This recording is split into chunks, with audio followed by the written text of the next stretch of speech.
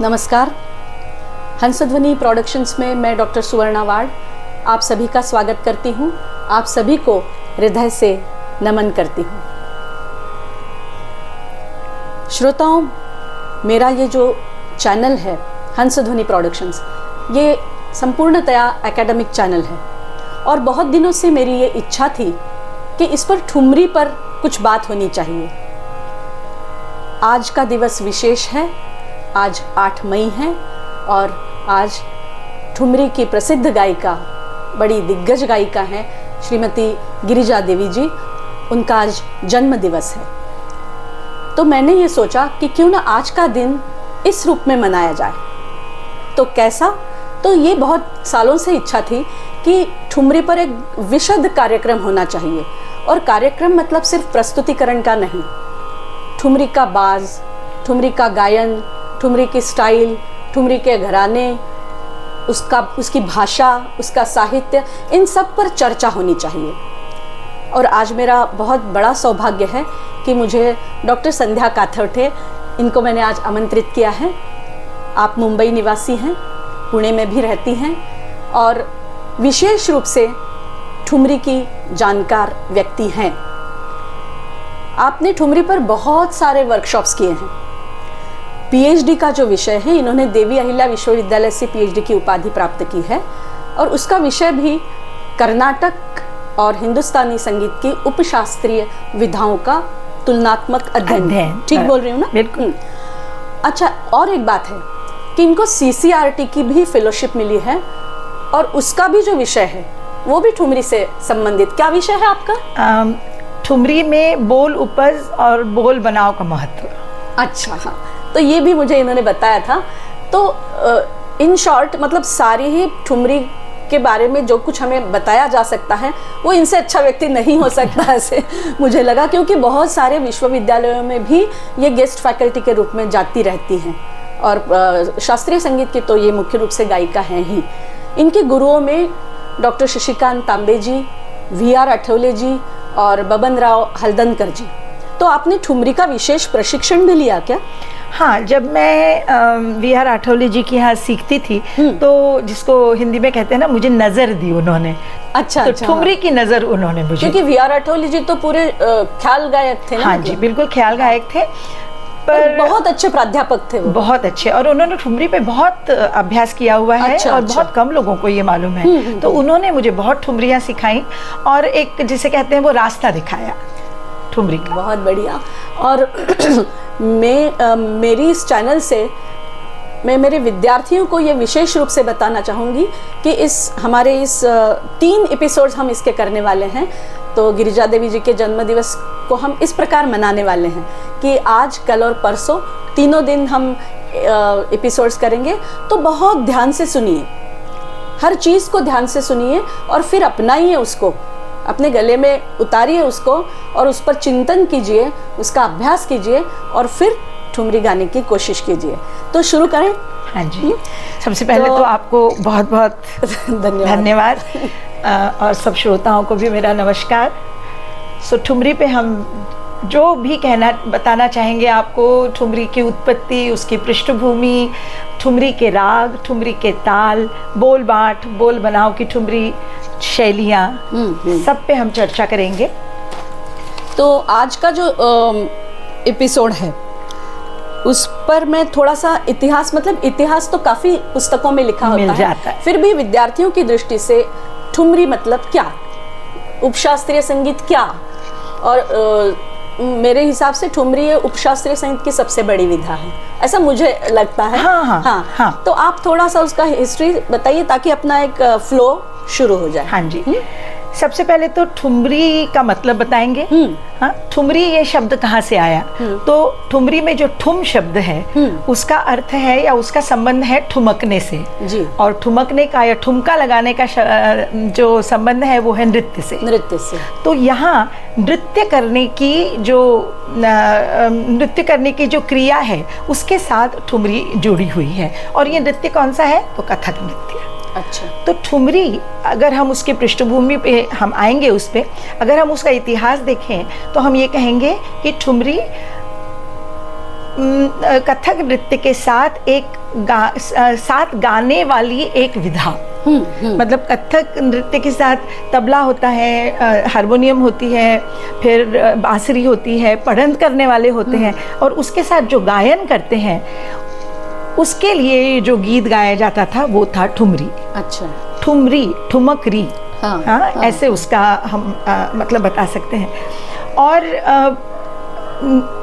शुरुआत में इसका संबंध नृत्य से ही था, नृत्य से ही है, परंतु आगे जाके अब जो ठुमरी हम सीखते हैं उस पे भी हम आएंगे। जो गायकी अंग की ठुमरी है वो इस ठुमरी से बहुत अलग है।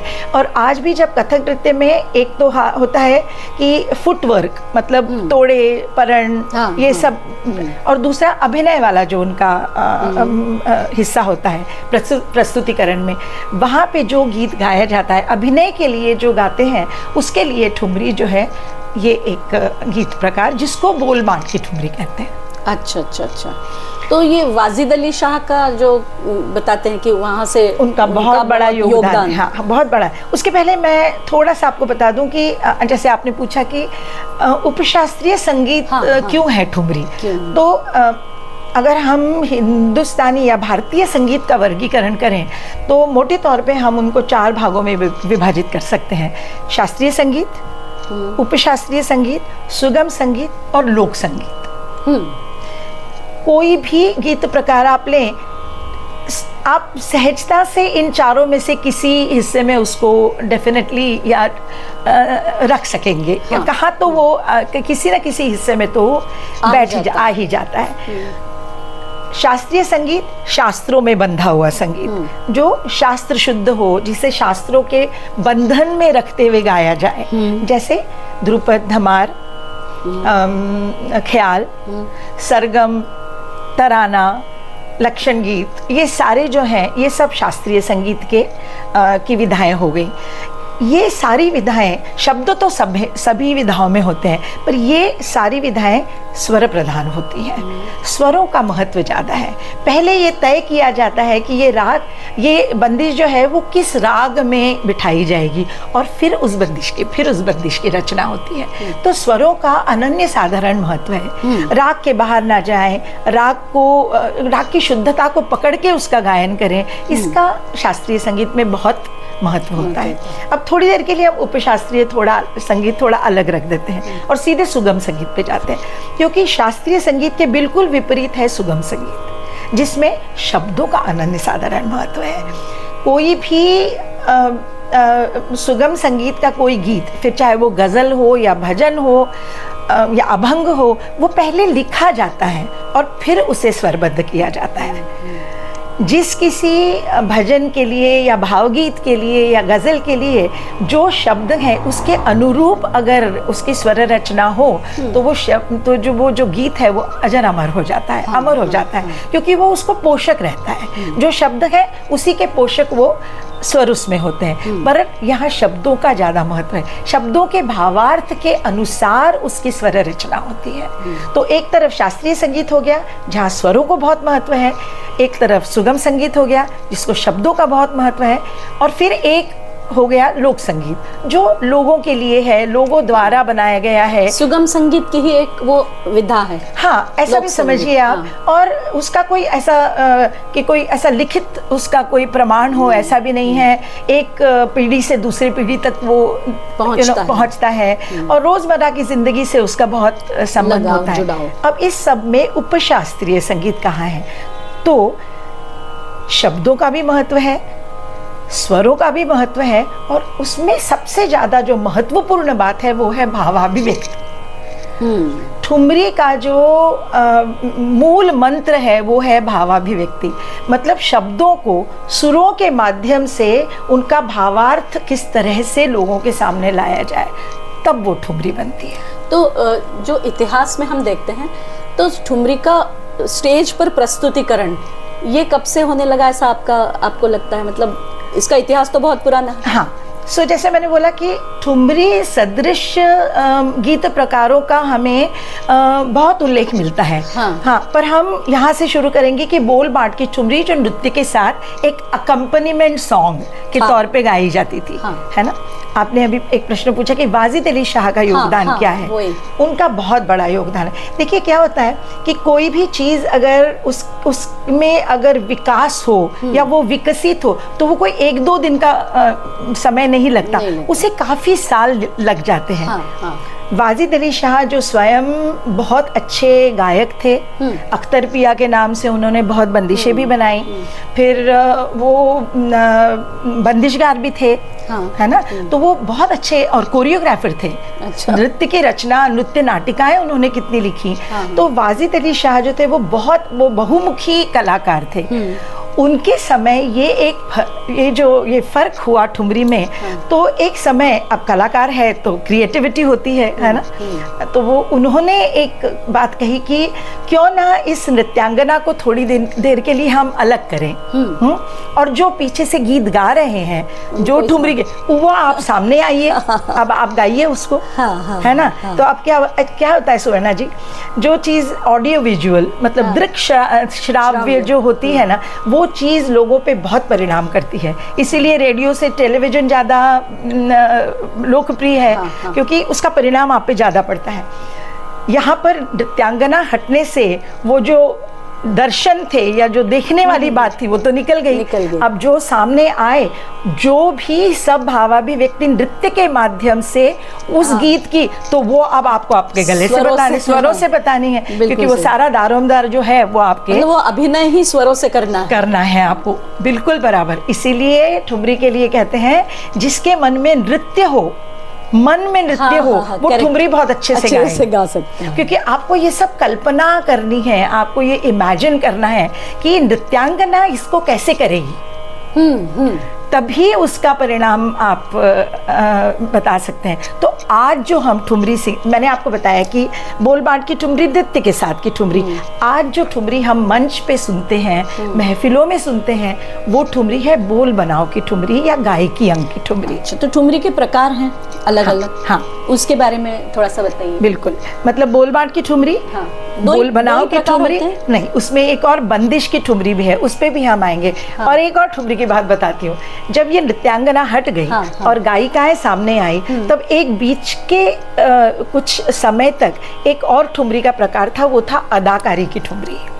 अच्छा। ये जो अदाकारी की ठुमरी करने वाले जो लोग थे, ये गायक भी थे या गायिकाएं भी थे। ये कुछ खास तबके की औरतें हुआ करती थी। बैठकीची ठुमरी जिसको मराठी बैठकीची लावणी और अदाकारी की ठुमरी में बहुत समानता है, बहुत समानता है। तो यहाँ आप नृत्य नहीं कर रहे, बैठ के हाव भाव आंगिक, तो जहाँ नृत्य के साथ ठुमरी में आंगिक अभिनय है, यहाँ वाचिक और सात्विक दोनों अभिनय आ जाएंगे। तो ये जो अदाकारा है, जो थी अदाकारा, जो ठुमरी अदाकारी की ठुमरी करती थी, इनको ना ये एक प्रॉप की तरह किसी चीज़ को इस्तेमाल करती थी। देखिए जैसे दुपट्टा ले लिया, तो उस दुपट्टे को वो इस तरह से घूंघट बनाएंगी, उसको ही पगड़ी बनाएंगी, बैठ के सब करेंगी, बैठ के ये सारे हाव भाव और वो सारे अभिनय वो करके और वो गाती थी। यू नो, ये अदा, अब बहुत कम लोग ऐसे रह गए हैं जो ये ठुमरी का। बिरजू महाराज जी बहुत अच्छी अदाकारी की, क्योंकि वो गाते भी बहुत अच्छा थे। वीरेश्वर गौतम बहुत अच्छी अदाकारी की ठुमरी करते थे। और फिर उसके बाद का आगे आज जो हम ठुमरी गाते हैं, मंच पे गा रहे हैं, वो तो हम जैसे ख्याल गाते हैं, नाट्य संगीत गाएंगे, वैसे ही हम ठुमरी भी पेश करते हैं। वहाँ ना हमको अभिनय दिखाना है, ना हमको कुछ करना है, हमें जो कुछ करना है वो यहीं से करना है। पर यहाँ से अभिनय बहुत ज़्यादा आवश्यक है ना, इसीलिए लोगों को ठुमरी गाना थोड़ा शायद कठिन लगता होगा। हाँ, तो ठुमरी के प्रकार अलग अलग, मुझे थोड़ा सा उसका अंतर बता दीजिए। हाँ जी, तो बोल बाट की ठुमरी हो गई, अदाकारी की ठुमरी हो गई, बोल बनाओ की ठुमरी, उस पे विस्तार से मैं आपको बताऊंगी, थोड़ा सा गा के भी बताऊंगी। उसके बीच में एक आती है बंदिश की ठुमरी। तो सबसे पहले आप कौन सा बता रही हैं? मैं बोल बाट की ठुमरी बताऊँ। तो बोलों को बांटना है, बोलों को बांटना और बोलों को बनाना। क्योंकि बोल बाँट की ठुमरी का संबंध नृत्य से था, इसलिए इसकी लय थोड़ी ज़्यादा होती है। अच्छा, है ना। अच्छा। और ये प्रायः समझ लीजिए 3 ताल, अद्धा, चाचर। तो ये और बंदिश की ठुमरी एक ही हुई ना, करीब? वही, हाँ। तो ये थोड़ी सी अभिव्यक्ति की स्वतंत्रता का उपयोग करती हूँ। बहुत लोग ऐसा मानते हैं कि बोल बाँट की ठुमरी को ही बंदिश की ठुमरी कहा जाता है। मुझे लगा, मतलब। हाँ जी। हाँ। मैं स्वयं ऐसा समझती हूँ कि जब बोल बाँट की ठुमरी को महफिल में पेश किया जाता है तो उसकी लय थोड़ी सी खींच के, फिर उसमें थोड़ी सी उपज डाल के उसको पेश करते हैं। मैं उसको बंदिश की ठुमरी मानना ज़्यादा पसंद करती हूँ। सो वो बोल बाँट की ठुमरी जिसे महफिल में थोड़ी सी उपज के साथ, थोड़े से थोड़ा सा शास्त्रीय मोड़ देकर अगर जब हम पेश करते हैं तो मैं उसको बंदिश की ठुमरी कहना ज़्यादा पसंद करती हूँ। अच्छा, नहीं तो फिर आप बिल्कुल क्लियर बताइए कि ये बोल बाट और ये बंदिश, वो बंदिश और ये बोल बनाओ, ऐसे 3 अलग अलग बिल्कुल करके बताइए। बिल्कुल। जैसे मैंने कहा कि इसका स्वरूप बहुत सा हमारे छोटे ख्याल की तरह होता है। किसका? बोल बाँट की ठुमरी का, क्योंकि वो होती है द्रुत ख्याल, छोटे ख्याल की तरह। सो ना दिन दिन ना दिन दिन ना दिन दिन ना, ये लय इसमें ली जाती है। आपको आश्चर्य होगा, ऐसी कुछ रचनाएं हैं जो आज हम छोटा ख्याल करके गाते हैं, जो मूल रूप से बोल बाँट की ठुमरियां हुआ करती थी। बिंदादीन महाराज की वगैरह। हाँ, जैसे तिलक कामोद की एक बहुत नीरभरन, वो बोल बाँट की ठुमरी है। अच्छा अच्छा। ना ना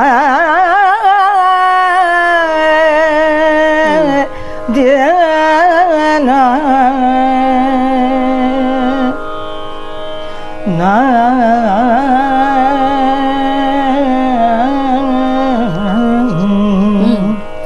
ना मानूंगी ना मानूंगी ना मानूंगी, मानूंगी मैं ना मानूंगी ना मानूंगी ना मानूंगी, पिया प्यारे कृष्ण को मनाए बिना ना मानूंगी ना मानूंगी ना मानूंगी, पिया प्यारे कृष्ण को मनाए बिना ना मानूंगी ना मानूंगी ना मानूंगी।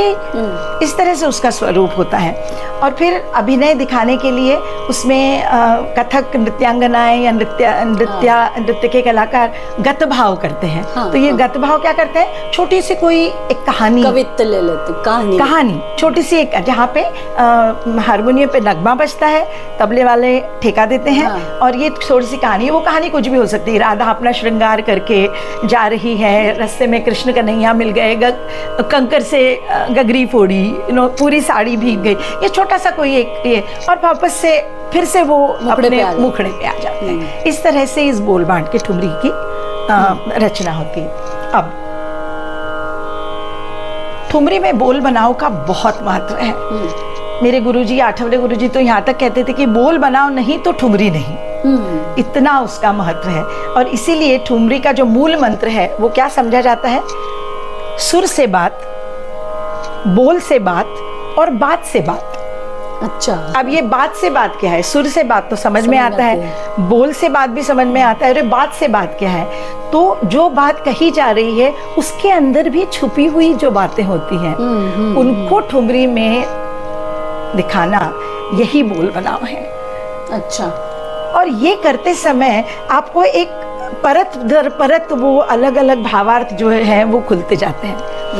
एक उदाहरण गद्य में देती हूँ, फिर एक ठुमरी गा के भी बताऊंगी। एक बहुत लोकप्रिय ठुमरी है, कौन गली गयो शाम, बहुत लोग गाते हैं ना। 4 शब्द हैं, कौन गली गयो शाम। पहला शब्द कौन गली, बहुत सारी गलियां हैं, उसमें से कौन सी गली, ये एक बात हो गई।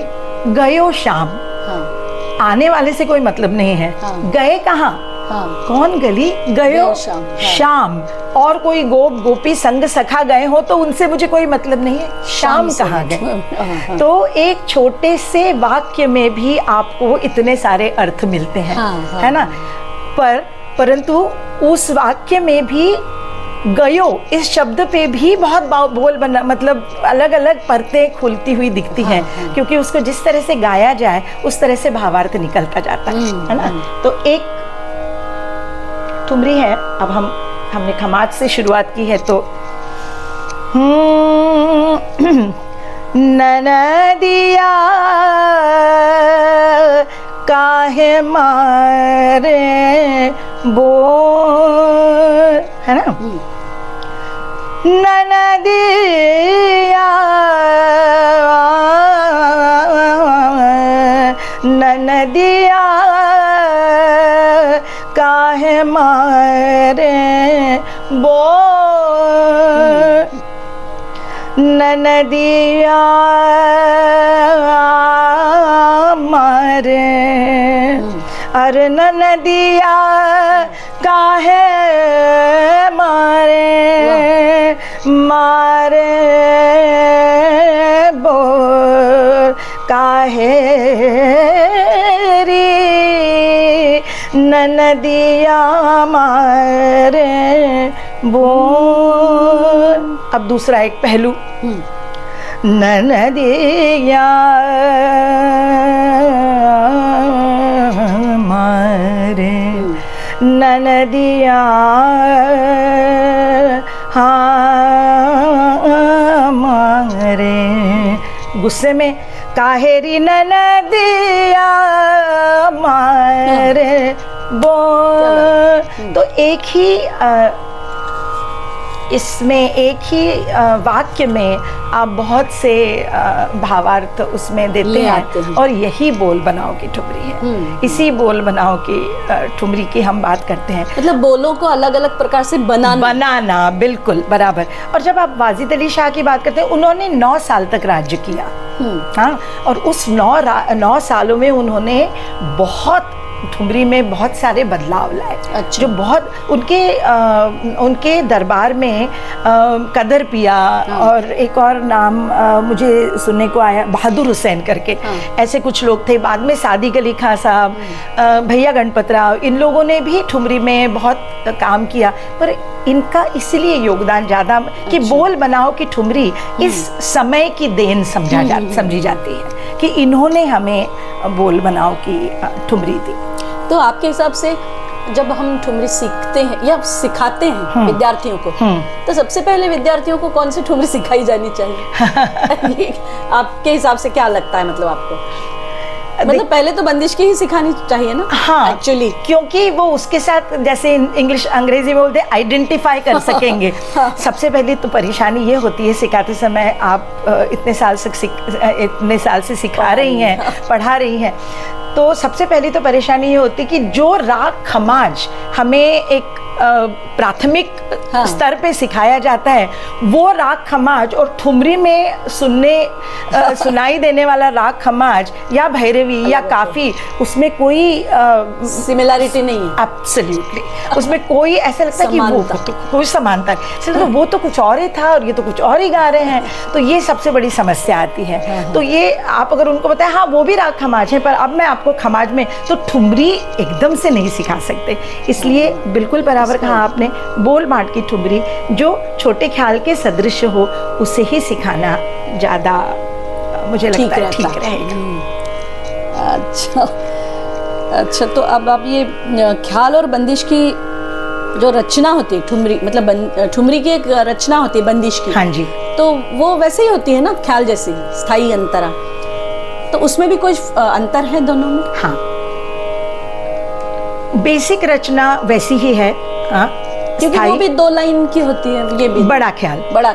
हाँ, और जब हम यहाँ पे ठुमरी की बात कर रहे हैं, तो हम बोल बाँट की ठुमरी की भी बात कर रहे हैं, और हम बोल बनाओ के भी ठुमरी की बात कर रहे हैं। तो बोल बाँट की ठुमरी में आपको दिखेगा कि कुछ ज़्यादा 2-3 पंक्तियाँ हो सकती हैं। अच्छा। 3 पंक्तियाँ स्थाई की, 3 पंक्तियाँ अंतरे की, छोटे जो द्रुत ख्याल होता है, द्रुत ख्याल की तरह। पर बोल बनाओ की ठुमरी में 1.5 लाइन से ज़्यादा नहीं। कौन गली गयो शाम बता दे सखीरी, गोकुल ढूंढी बिंद्रावन ढूंढी फिरूं चारों धाम, कौन गली गयो शाम, इतना ही होता है। और बिल्कुल जैसे ख्याल में होता है कि पहला स्थाई वाला जो हिस्सा है वो पूर्वांग प्रधान होता है और अंतरे का जो हिस्सा होता है वो उत्तरांग प्रधान होता है। इसमें भी वही तो, ताकि गाने वाले को या गायक को, गायिकाओं को, प्रस्तुतिकरण करने वालों को पूरे राग का जो उसका क्या बोलते हैं उसको पूरे पूरा करने, हाँ, करने विकसित करने के लिए पूरा आपको खुली छूट मिल जाए। नहीं, एक प्रश्न, हाँ जी बोलिए ना। कि जैसे ख्याल में भी हम एक राग डेवलप करते हैं, हाँ, है ना, लेकिन ठुमरी में उस राग को हमें डेवलप नहीं करना है ना एक्चुअली, और राग में थोड़ा सा उसके नियमों में शिथिलता आ जाती है, मतलब ऐसा ठुमरी गाते समय। ठुमरी, हाँ जी, मतलब एक आध विवादी स्वर भी आ गया तो बिल्कुल चलता है ना। उसके बारे में अभी बात करना है? नहीं अभी नहीं क्योंकि हम ठुमरी के रागों पे आगे जाके बहुत चर्चा करने वाले हैं। कल का एपिसोड है। अच्छा, ठीक है। अभी आप मुझे ख्याल और ठुमरी का अच्छी तरह से उसका डिफरेंशिएट उसको करके बताइए। हाँ जी, है ना। हाँ, तो हम रचना की बात कर रहे थे, तो वो बात पूरी कर लेती हूँ पहले, फिर ख्याल और ठुमरी और फिर बोल उपज बोल बनाओ का फर्क, वो भी हम कहें तो स्थाई पूर्वांग, ज्यादा पूर्वांग की तरफ झुकती हुई, अंतरा उत्तरांग की तरफ झुकता हुआ, छोटी सी रचना, थोड़े शब्द, उन थोड़े शब्दों में इतने सारे भावाभिव्यक्ति आपको लोगों के सामने रखनी है। और ठुमरी की रचना में अंतरा खत्म होने के बाद जो लग्गी का हिस्सा आता है वो ख्याल में कहीं नहीं होता है ना, क्योंकि चूंकि ठुमरी का वो हम ताल का वाला एपिसोड करेंगे तब ज़्यादा खुल के बताऊंगी, विस्तार से बताऊंगी, पर अभी वो रचना का किस तरह से हिस्सा होता है इसलिए वो बताना ज़रूरी है कि चूंकि ठुमरी का संबंध नृत्य से था, इसलिए ये लग्गी या चलती जो है उसका संबंध भी नृत्य से लगाया जाता है। तो आखिरी का जो उसका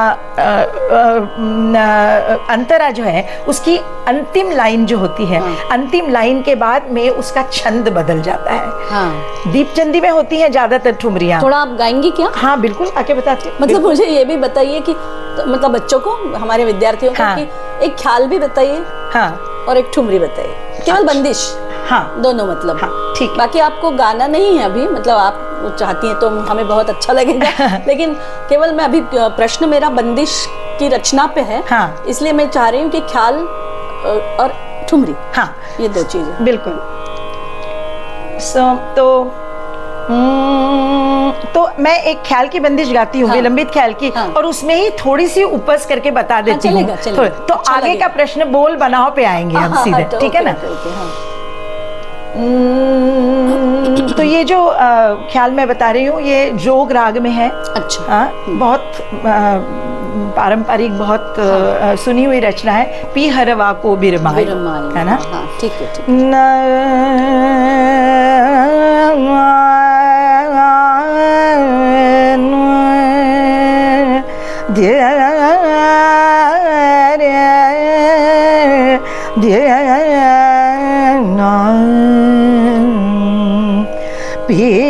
हरवा को बिरमायो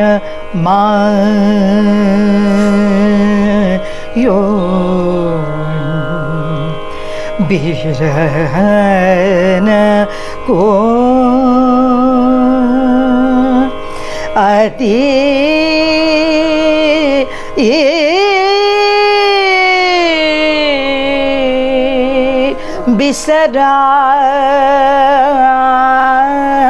बिसरायो बिहरवा को बिरमा। ठीक है ना। अब इसमें जब उपस करेंगे तो क्या है, बिहरवा। उपस या बोल बनाव करते समय गायक या गायिका हमेशा आकार पकड़ने की कोशिश करता है, क्योंकि बोलों के सहारे ही गाना है ना। बोल उपज या बोल बनाओ, तो बोलों का सहारा लेना। तो जिन बोलों में आपको आकार पकड़ में आता है उसका ज़्यादा अगर आप उपयोग करें तो बहुत आसानी होती है, और वो आपको भी एक नेचुरल आकार मिल जाता है, स्पेस मिल जाता है। मतलब पिहरवा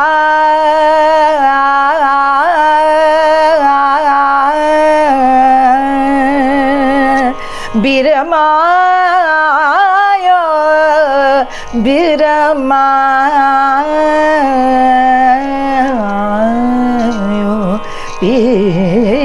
हरवा को बिरमा, है ना। ये आपके बड़े ख्याल की ये हो गई। अब एक बोल बनाओ की ठुमरी, फिर उसके बाद में हम बोल उपस और बोल बनाओ की बात करेंगे।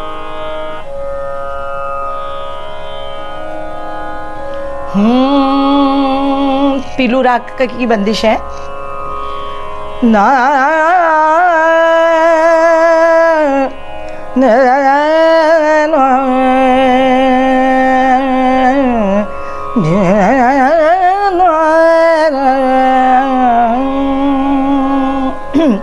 हाँ बरसन लागे बदरिया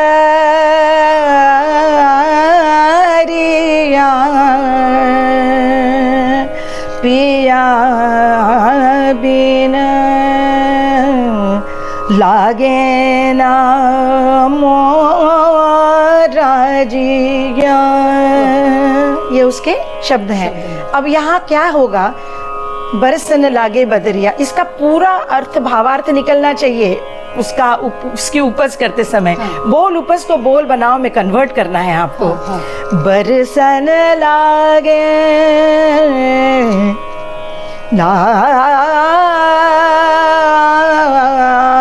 लागे, अरे बरसन लागे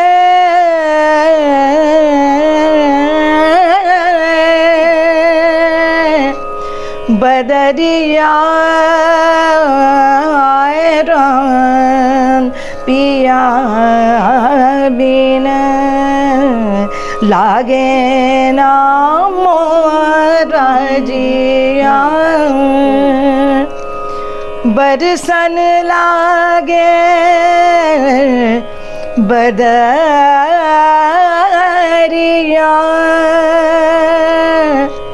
लागे बदरिया पिया बिन लागे ना मोरा जिया। ये जो है ये अंतर होता है कि वहाँ कोई ज़रूरी नहीं है कि उसका भावार्थ निकले, और यहाँ ये बिल्कुल ज़रूरी है कि उसका कोई भावार्थ निकले। बहुत से लोग जो ठुमरी बहुत अच्छी गाते हैं, वो जब उपस करते हैं ख्याल में, उसमें भी वो भाव डाल देते हैं। हाँ।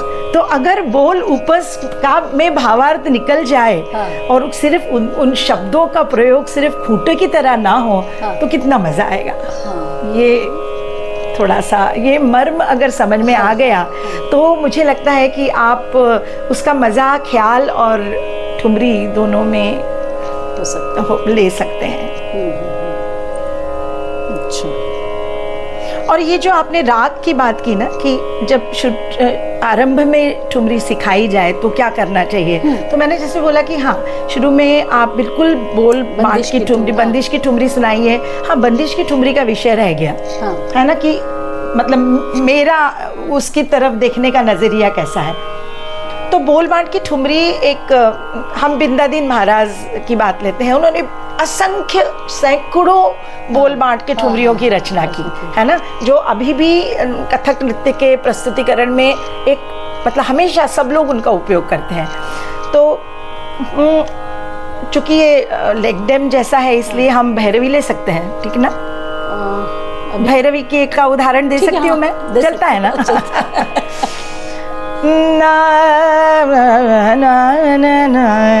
आपको इस एपिसोड के अंत में थोड़ा सा गाना है। हाँ, तो यही गाएंगे। ओके, हमको सुनना हाँ, गाएंगे बिल्कुल। तो ये उनके बिंदादीन महाराज की एक बड़ी लोकप्रिय ठुम, कान्हा मैं तो से हारी छोड़ो सारी, कान्हा मैं तो से हारी छोड़ो सारी। यही ठुमरी जब लोग महफिल में प्रस्तुत करेंगे, जैसे गाने वाले नृत्य के साथ नहीं, तो वो क्या करें, अरे कान्हा कान्हा मैं तो पे हारी, कान्हा में तो पे, बराबर वो उसको भैरवी को इत्मीनान से गाएंगे। वो ठुमरी आधा घंटा भी चल सकती है, क्योंकि आपके पास ऊपर ऐसा कोई बंधन नहीं है कि आप नृत्य के लिए गा रहे हैं। जब आप नृत्य के लिए गाते हैं तो आपकी जो भूमिका है वो गौण होती है, वो मेन आर्टिस्ट है, वो उनका वो कार्यक्रम चल रहा है जिसमें आप उनको एक गाने का सपोर्ट दे रहे हैं। तो जो लय नृत्यांगना को चाहिए उस लय में आप गाएंगे। जितना आपको गाने के लिए छूट दी जा रही है उतना ही आप गाएंगे। पर जब वही ठुमरी, वही बोलबाट की ठुमरी आप महफिल में पेश करेंगे तो आपके सामने ऐसा कोई बंधन नहीं है। उस समय आप उस ठुमरी को अपने हिसाब से उसका बढ़ाते हुए, उसका विस्तार करते हुए गाएंगे। और मेरे हिसाब से वो बोलबाट की ठुमरी जो महफिलों में पेश की जाती है, अपने सुविधानुसार गायक, उसको मैं बंदिश की ठुमरी कहना पसंद करती हूँ। अच्छा, ये जैसे मैंने बोला कि भावाभिव्यक्ति की स्वतंत्रता है, तो मैं अपना मत दे रही हूँ। बहुत से लोग मुझसे सहमत ना हो, ये भी हो सकता है। तो मतलब ख्याल, एक प्रकार से ख्याल गायन में गंभीरता होती है, वो ठुमरी में नहीं हो सकती ना, मतलब। हाँ, गंभीरता दो प्रकार की है। हाँ। एक तो शास्त्रीय संगीत में जब हम कोई भी प्रस्तुतिकरण करते हैं तो हमें राग शुद्धता, राग के बाहर नहीं जाना है। हाँ। है ना, समान सुरों वाले, समान स्वरूप वाले रागों से बच के गाना है। आप तो इतने एपिसोड्स करती हैं जिसमें आप तोड़ी के प्रकार, भैरव के प्रकार, मल्हार के प्रकार सब बताती हैं। तो आपको कितनी बारीकाई से बताना पड़ता है कि आप तोड़ी का ये प्रकार गा रही हैं तो आपको ये करने की छूट है, पर ये गा रही हैं तो ये करने की छूट नहीं है। और लोग आपको माफ नहीं करते, है ना। लोग आपको बोलेंगे कि नहीं, यहाँ इस राग में ऐसा ही होना चाहिए, शास्त्र में बंधा हुआ है ये। तो उसकी शुद्धता, उसके जो फ्रेजिंग है, शब्द नहीं, स्वर समूह जो है, उस फ्रेजेस जो उस राग को सामने लाते हैं उभार कर, उनका कितना महत्व है, ये सब हम लोग उन्हें बताते हैं। ठुमरी जब सीखने के लिए लोग आते हैं तो सबसे बड़ी परेशानी उनको यही होती है कि अभी तक ख्याल सीखते समय टीचर हमको क्या बताते थे, गुरु हमको क्या बताते थे, देखिए हाँ, राग के बाहर नहीं जाना है, कुछ भी करो। पर यहाँ हम क्या बताते हैं, भावाभिव्यक्ति है, राग से थोड़ा बाहर निकलो। बिल्कुल उल्टा, है ना। अच्छा, हाँ, एक बात मुझे और पूछनी थी कि जैसे ख्याल गायन का एक तरीका होता है। हाँ। कि पहले उसको पूरा आलाप होते हैं, उसके फिर बोल ताने होते हैं, फिर हाँ। तान एंड में होता है। हाँ जी। तो ठुमरी में भी ताने होती हैं कभी कभी। कोई लोग बहुत ताने लेते हैं, मतलब कोई लोग तो बहुत बार बहुत कुछ चीजें करते हैं। नहीं, पर ठुमरी में क्या तान आवश्यक नहीं है? बिल्कुल नहीं। और देखिए, ख्याल गायन में जैसे उसके क्या बोलते हैं उसको, अंग्रेजी में मैं बोलना चाहूंगी कंपार्टमेंट्स बने हुए हैं। हाँ, हाँ। उसके हिस्से बने हुए हैं, विभाग बने हुए हैं। हाँ। है ना, कि शुरुआत में थोड़ा आलाप करके राग हाँ, का स्वरूप बताया जाता है, फिर बड़ा ख्याल गाया जाता है, बड़े ख्याल के साथ आलाप होते हैं, फिर उसके बाद थोड़ी लय बढ़ाई जाती है, उसके बाद में थोड़ी लयकारी होती है, ताने गाई जाती हैं, उसके बाद में बोल बनाए जाते हैं, उसके बाद में छोटा ख्याल आता है, उसके साथ थोड़ी लयकारी होती है, बोल डालते हैं, फिर ताने गाते हैं। ये बिल्कुल एकदम हिस्से बटे हुए हैं सारे, ऐसा उसका पूरा मतलब शास्त्र है वो। बिल्कुल। और ठुमरी के बारे में एक बहुत अच्छी रोचक वाक्य कहते हैं कि राग का तो नाम बताया जा सकता है, हाँ। पर ठुमरी खुद अपना नाम पूछती है। अच्छा। क्योंकि एक समय आता है ठुमरी गायन के समय कि लोग ये भूल जाते हैं कि ये पीलू में चल रहा है, कि काफी में चल रहा है, कि खमार में चल रहा है। क्या याद रहता है, कौन गली गयो शाम, ननदिया मारे बोल, बरसे न लागी बदरिया, या पिया बिन लागे ना मोरा जी। उसी का ही इतना महत्व हो जाता है कि वो जो राग का ये सब कुछ धुंधला हो जाती हैं ये सारी चीज़ें।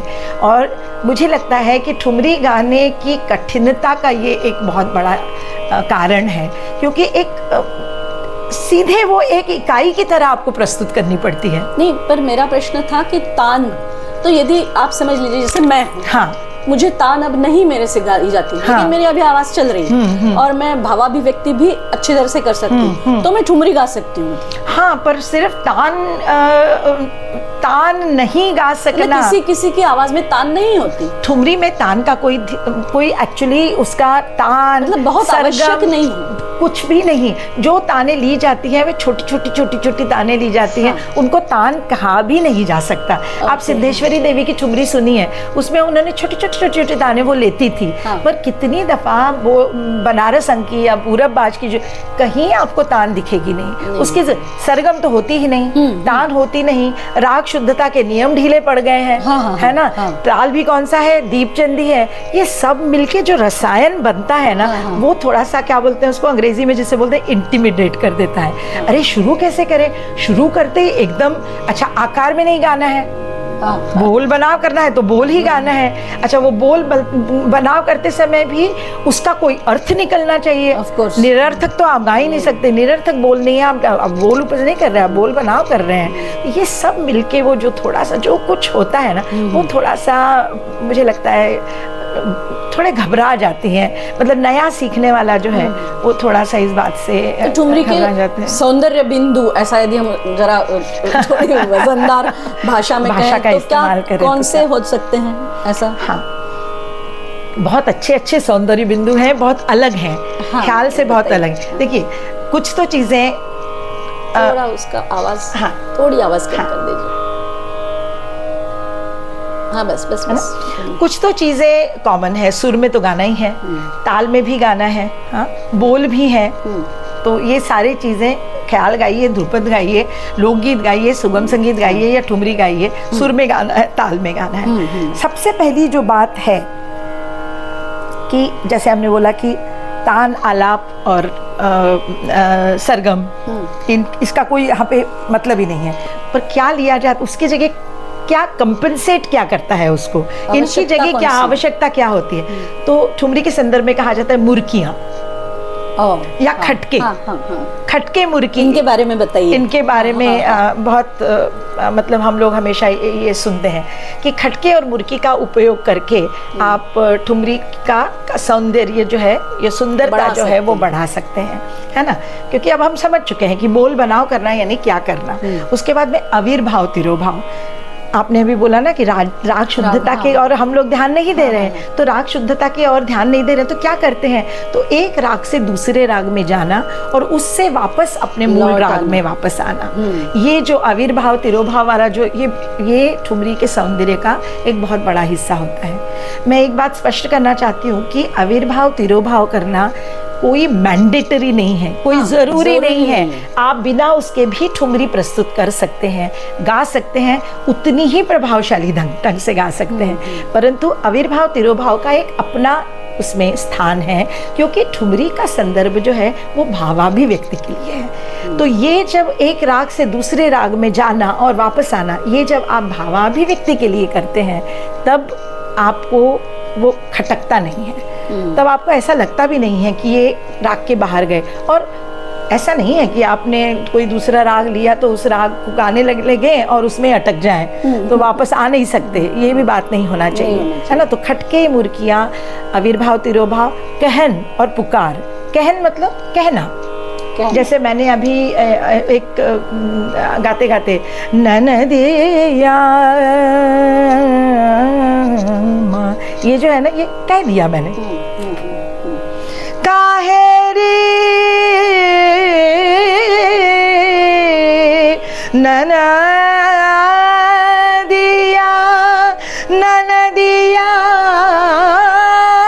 ये जो है ना, ये चीजें हैं, इसका बहुत उपयोग करना पड़ता है। ये सौंदर्य बिंदु होते हैं। खटके, मुर्की, एक स्वर से दूसरे स्वर में इस तरह से आना कि उसमें एक वो लंबाई कम हो जाए उसकी। इसको थोड़ा सा गा के ही बताना। हाँ, मैं वही कह रही थी, चीजों को गा के ही बताना। क्योंकि खटका मुर्की हम किताबों में पढ़ते हैं, पढ़ाते हैं और उसको परीक्षा में भी लिखते हैं, लेकिन एक्चुअली खटका मतलब क्या, ये यदि विद्यार्थी समझेंगे तो बड़ा अच्छा होगा। प्रभा तयात्री की एक बहुत सुंदर ठुमरी दादरा है उनका। हाँ।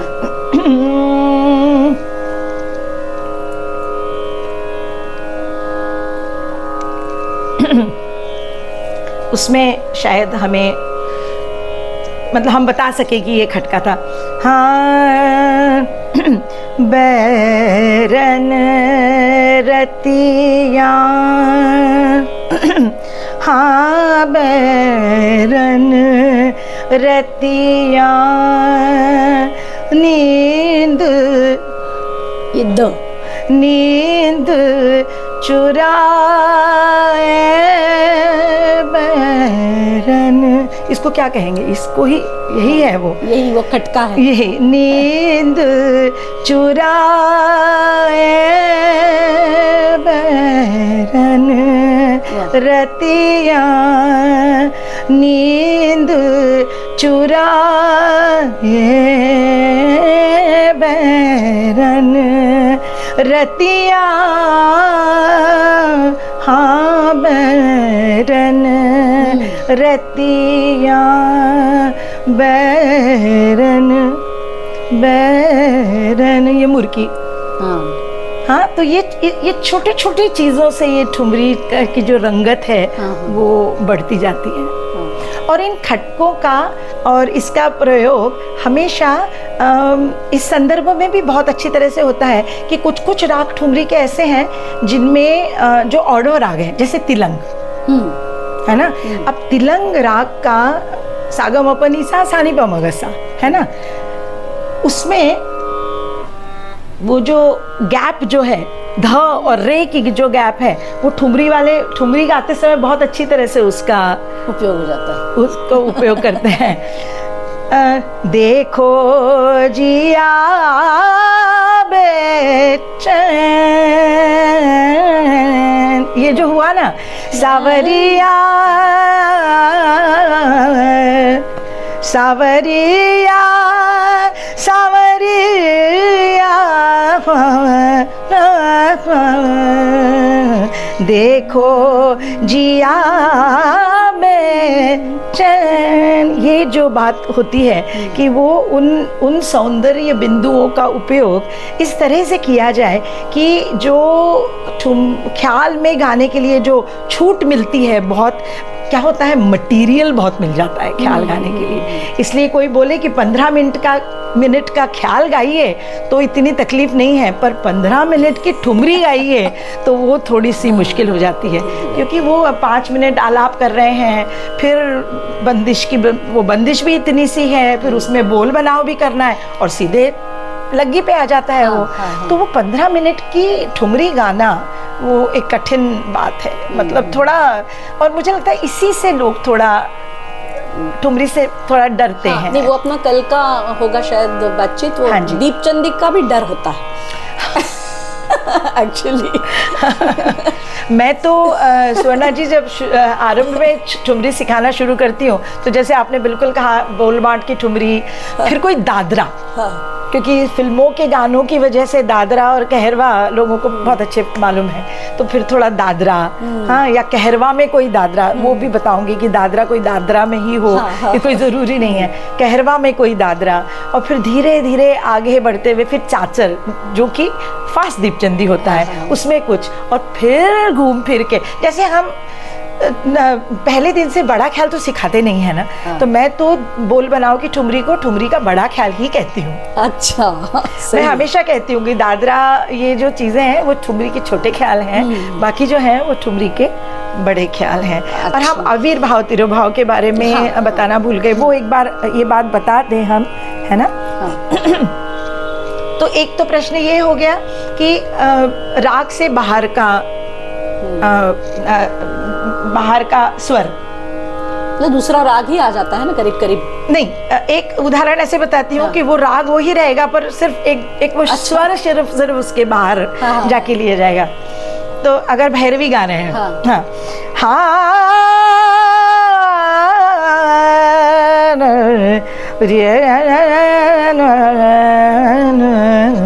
हो गया, रस के भरे रस के भरे, क्या हुआ, शुद्ध निशान लगा दी, भरे तोरे नैन सिर्फ शुद्ध निशाद लग रहा है। ये जो आप बता रही हैं, हाँ, ये भैरवी है ना? ये भैरवी तो भैरवी तो कहा जाता है कि 12 स्वर, सब 12, तो इस तरह का आप कर सकते हो। हाँ, आप किसी राग में गाते, या खमाज, चलिए खमाज का उदाहरण लेते हैं। बाली उमर लड़कैया हाना छेड़ो सैया,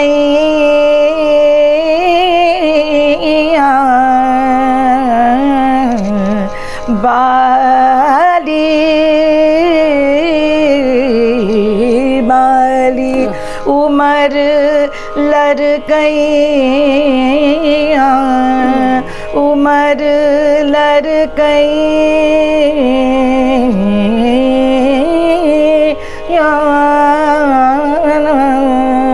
ऐसा बाहर का एक फॉरेन नोट जिसको बोलते हैं वो डाल के आप भावाभिव्यक्ति की ये कर सकते हैं। आविर्भाव तिरोभाव में राग बदलना और वापस आना, राग बदल जाता है, बिल्कुल बदलना है। और राग बदलने का एक बिंदु मिलता है, स्वर बिंदु मिलता है। वो स्वर बिंदु अगर आप पकड़ लेते हैं तो आपको वो बदलना आसान होगा। तो हाँ सेज चढ़त मोरी, ठीक है, मोरी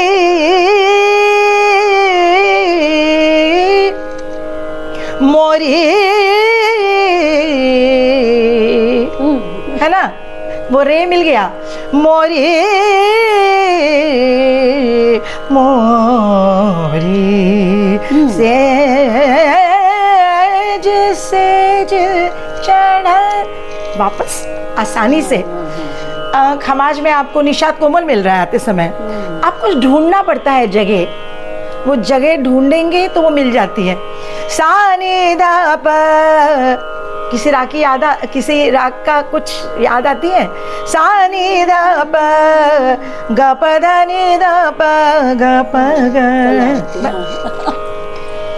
पायल पायल, कलावती हो गया, पायल बाजे, वापस चली जाइए खमाज में, पायल बाजे।